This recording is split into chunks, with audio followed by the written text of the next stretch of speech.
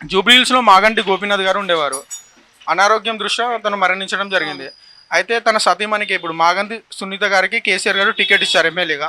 ఇటు కాంగ్రెస్ నుంచి నవీన్ యాదవ్ గారు ఉన్నారు. అయితే బీజేపీ నుంచి దిలీప్ రెడ్డి ఉన్నాడు.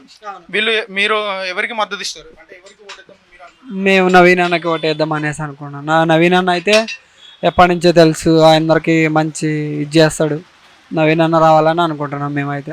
అది ఈ తడవ అందరూ ఉన్నారు కాబట్టి ఈ తడవ ఛాన్స్ నవీన్ అన్నకి ఇస్తే, నవీన్ అన్న ఎప్పటి నుంచో ట్రై చేస్తున్నారు, ఈ తడవ నవీన్ అన్నకి ఛాన్స్ ఇస్తే నవీన్ అన్న ఎలా చేస్తారేంటో చూద్దాం అనేసి. మాగంటి గోపీనాథ్ గారు ఏం అభివృద్ధి చేయలేదు అనుకుంటున్నారా మీరు? ఆయన చేశారు, కానీ ఇప్పుడు ప్రజెంట్ అధికారంలో లేదు కాబట్టి నవీన్ అన్న కూడా ఒకసారి నవీన్ అన్నకి అవకాశం ఇద్దాం అనేసి నవీన్ అన్న అయితే రావాలనుకుంటున్నాం మేమైతే. అంటే కాంగ్రెస్ ఎలాంటి అభివృద్ధి ఇప్పుడు వచ్చి 22 నెలలు అవుతుంది కాంగ్రెస్ వచ్చి, అంటే ఎలాంటి పనులు చేసింది?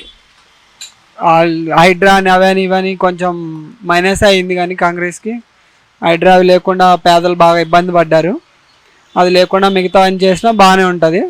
అది కొంచెం ఇప్పుడు గత ప్రభుత్వం ఈ ప్రభుత్వం, ఇప్పుడు ఈ ప్రభుత్వం 22 నెలలు అవుతుంది. గత ప్రభుత్వం 10 సంవత్సరాలు పరిపాలించింది తెలంగాణని.